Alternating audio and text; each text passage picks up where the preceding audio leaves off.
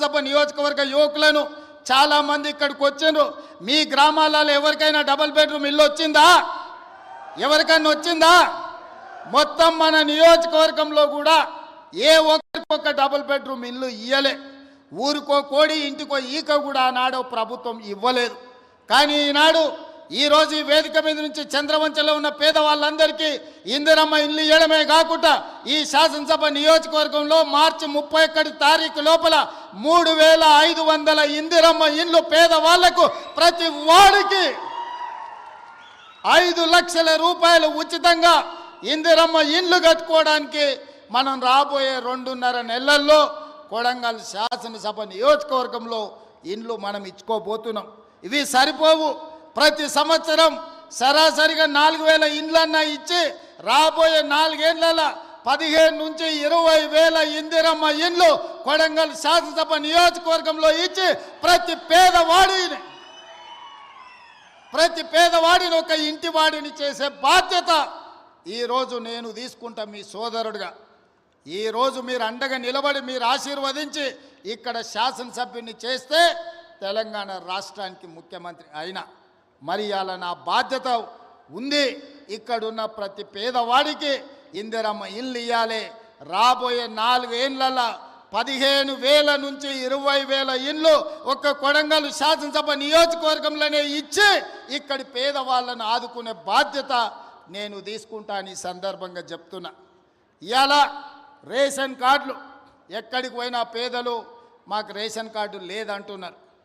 చంద్రశేఖరరావు గారు గొప్ప మేధావి, 80,000 పుస్తకాలు చదివిండు. వాళ్ళ కొడుకేమో అమెరికాలో చదువుకున్నా అంటాడు. 80,000 పుస్తకాలు చదువుకున్నాయన కానీ అమెరికాలో కంప్యూటర్ చదివొచ్చిన ఆయనకు ఈ తెలంగాణ రాష్ట్రంలో ఉన్న పేదలకు రేషన్ కార్డు ఇవ్వాలనే కనీస జ్ఞానం లేదు. 10 ఏళ్ళు ఎదురు చూసిన రేషన్ కార్డులు ఇవ్వలే.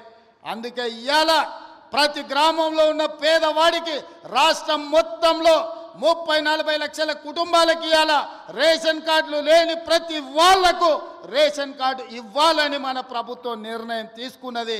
రేషన్ కార్డు ఇచ్చిన ప్రతి వాడికి సన్న బియ్యం పంచే కార్యక్రమాన్ని కూడా మన ప్రభుత్వం తీసుకుంటుంది. ఇవాళ రేషన్ కార్డు అనేది పేదవాడి యొక్క గుర్తింపు. ఆధార్ కార్డు ఎట్లనో రేషన్ కార్డు కూడా అట్లనే. ఎక్కడికి పోయినా ఏమున్నా లేకపోయినా పేదవాడిని అధికారులు రేషన్ కార్డు ఉందా అని అడుగుతారు. మరి ఇవ్వాల్సిన అధికారులు గత ప్రభుత్వం 10 ఏళ్ళు రేషన్ కార్డులు ఇవ్వలేదు. అందుకే ఇవాళ మనం ప్రతి గ్రామంలో గ్రామ సభలు పెట్టి గ్రామ సభల ద్వారా మన దగ్గర ఉన్న సమాచారాన్ని ఇవ్వడమే కాదు, రేషన్ కార్డులు రాని వాళ్ళను వివరాలు లేని వాళ్ళను గ్రామ సభలల్లో మీ వివరాలు ఇవ్వండి, మీ అందరికీ రేషన్ కార్డులు ఇస్తామని చెప్పి మన ప్రభుత్వ అధికారులను గ్రామాలకు పంపించినాం. ప్రతి 6 నెలలకు క్రమము తప్పకుండా అధికారులను గ్రామాలకు పంపిస్తున్నాం. గత 10 ఏళ్లలో ఎప్పుడైనా అధికారులను చూసినరా అని నేను అడుగుతున్నా. ఎప్పుడైనా చూసినరా? కలెక్టర్లను చూసినరా? ఆర్టీఓలను చూసినరా? ఎంఆర్ఓలను చూసినరా? అధికారులు ఎవరైనా మన గ్రామాలకు వచ్చినరా? ఇప్పటికే 3 సార్లు మనం గ్రామ సభల ద్వారా గ్రామాలకు అధికారులను పంపించి ప్రజల దగ్గరికి పంపించి ప్రజా పరిపాలనలో ప్రజలకు మీరు జవాబుదారీతనంగా ఉండాలి, ప్రజలకు వెళ్ళి వివరించండి అని చెప్పి ప్రతి అధికారిని గ్రామ బాట పట్టించినాం.